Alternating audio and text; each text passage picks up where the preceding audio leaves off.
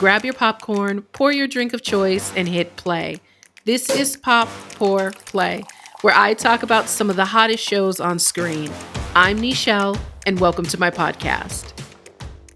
It's been a while since I last recorded, and what better way to return than with Bridgerton? Now, before I get into season 4, part 1, I did go back and do a full rewatch, and my rankings, they still stand. Queen Charlotte, while I know it's not a part of the official Bridgerton series, is my number 1. Close second, I'd say season 1 because that was the introduction of Bridgerton, and who doesn't like looking at Reggae Jean? Next would be Colin and Penelope.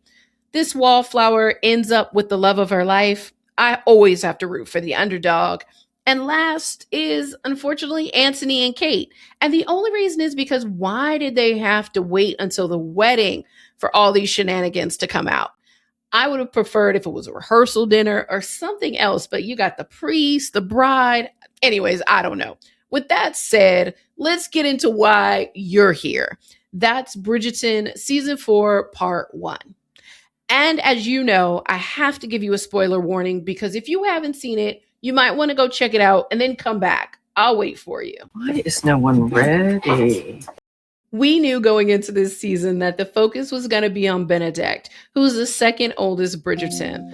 Now, Benedict has never been one to keep my attention, but I do love and wanted to see how his love match with Sophie played out on screen, as well as what other storylines we'd get alongside of it. One thing I've noticed so far is the season just feels smaller. There's fewer parties, fewer big moments, and fewer meaningful storylines getting enough screen time. I mean, I don't dislike any of the Bridgertons, but some are definitely more interesting than others. Where is the fun? That said, where the season did expand was with the staff, and I know that was because of Sophie's character, but I did like that we got to see a lot more of them this time around. It really reminded me of the Gilded Age and that parallel storytelling of the wealthy upstairs, the staff downstairs. And might I add, I didn't realize until I saw the Bridgerton staff how wealthy they really are. So let's start with the man of the hour, Benedict. He is out here this season being a major rake. And his character has always been this awkward, look at him, just goofy, roaming about the ton without any real direction. And you want to convince me? How dare you? I am a lover of pleasure, a free spirit, untrammeled by mere convention. I don't know. I'm not buying it. That said, his storyline does improve in a major way when Sophie enters the picture. We need to talk about the masquerade ball. Because what is the point of a masquerade if everyone can clearly tell who you are? This defeats the purpose. Girl, bye. And we know this is where Benedict and Sophie meet.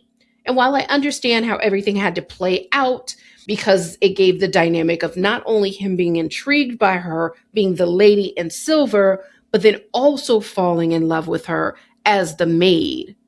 It wasn't until episode 4, when she was in the Bridgerton house, that really made me perk up and lean into this relationship. And it was because of the tension and the kind of the longing that close proximity created.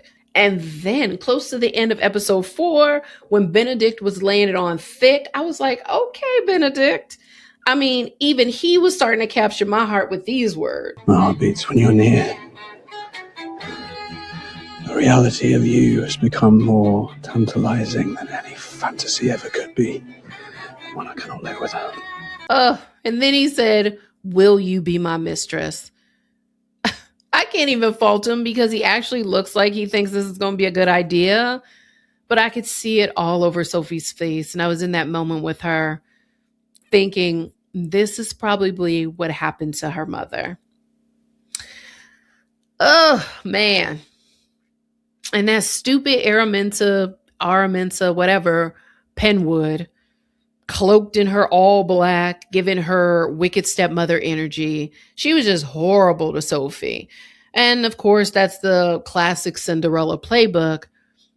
But I don't know. Violet Bridgerton put it well. There is something about her that makes me want to protect her. It seems almost as if Sophie is running from something. And if it wasn't enough that Araminta was already causing Sophie grief, she was also stirring up the ton with these maid wars. And I'm already chuckling thinking about Portia Featherington giving Varley her old dresses. Girl, if that's not the biggest slap in the face, it would have been better to just say, no, you can't have a raise. I mean, Portia was always a fool, but this takes the cake. I'm exhausted from sorting through the back of my wardrobe. I think the only other scene that had me giggling as hard was at Posey's. The one when she was talking to Benedict about her feet hands. My hands became feet, and I was forced to walk across the stage with my feet hands. And then when she hit her head against the window, oh my goodness. And the last thing I'll say about this season so far is I am enjoying the theme of women feeling empowered to explore their own desires. I mean, you see it everywhere. Penn, not only has she fully stepped into her confidence, but her and Colin in that carriage, and you see it with Francesca and trying to find what this pinnacle is. I do not know what the pinnacle is, or means, or where to find it, or how to acquire it, or what is a pinnacle. I mean, I love that it's not scandalized. She's asking questions. She's curious. You know, she shouldn't feel ashamed of wanting more from a marriage than appearances. And then you have Violet. I love this story for her. This was a pleasantly surprising storyline. She loses her husband, I'm guesstimating around 15 years ago. And now she wants to feel again. And she's putting herself out there and navigating this desire and her restraint and her reputation and age. It's all so beautiful.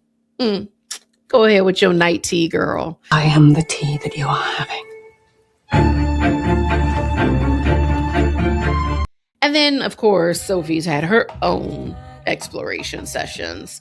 But Eloise, on the other hand, she's blissfully living in her spinster in waiting era. And while you can't miss what you've never had, that confidence is powerful. So part 2 is going to be spicy. I can already tell. Michaela is back in town. I do hope you've missed me. Until next time, thank you for joining me. If you enjoyed, please subscribe, like, catch you later.